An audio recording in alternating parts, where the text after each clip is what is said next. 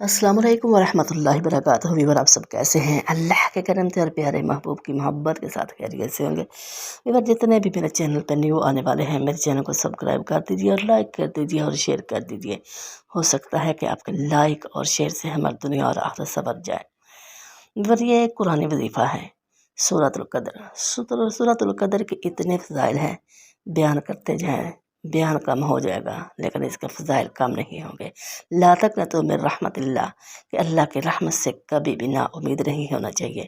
اس صورت کے پڑھنے سے روزی میں برکت ہو جاتی ہے، اور اس کی ایک اتنی زیادہ سب سے بڑھ کے فضیلت یہ ہے کہ اس کے پڑھنے سے آخرت میں ذریعہ نجات ہو جاتی ہے۔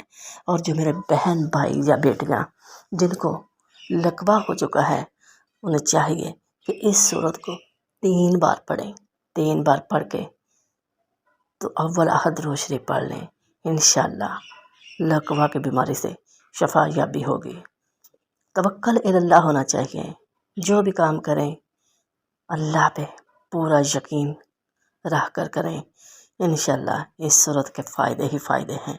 ویسے بھی تو ہم جانتے ہیں کہ قرآن کو پڑھنے سے، ایک حرف پڑھنے سے 10 نیکیاں ملتی ہیں، تو اس کے فضائل بھی، ہم مسلمان گھرانے میں پیدا ہوئے ہیں تو اس کے فضائل تو بہت ہی زیادہ ہیں۔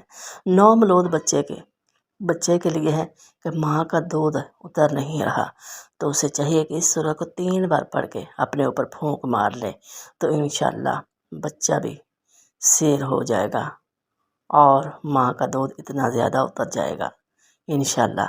اگر وہ پڑھ نہیں سکتی تو اس کا پڑھ کے سورت کو پانی میں گھول کر پی لے تو انشاءاللہ کرم ہو جائے گا۔ کیا ہی کمال کا وظیفہ ہے، آزما کر دیکھیں، ایک بار کر کے دیکھ لو، رزق میں بھی فراخی ہوگی اور پریشانیاں بھی دور ہو جائیں گی۔ رات کو سوتے وقت روزانہ پڑھ لیں، انشاءاللہ اللہ کا کرم ہوگا۔ کتنی بار پڑھنا ہے؟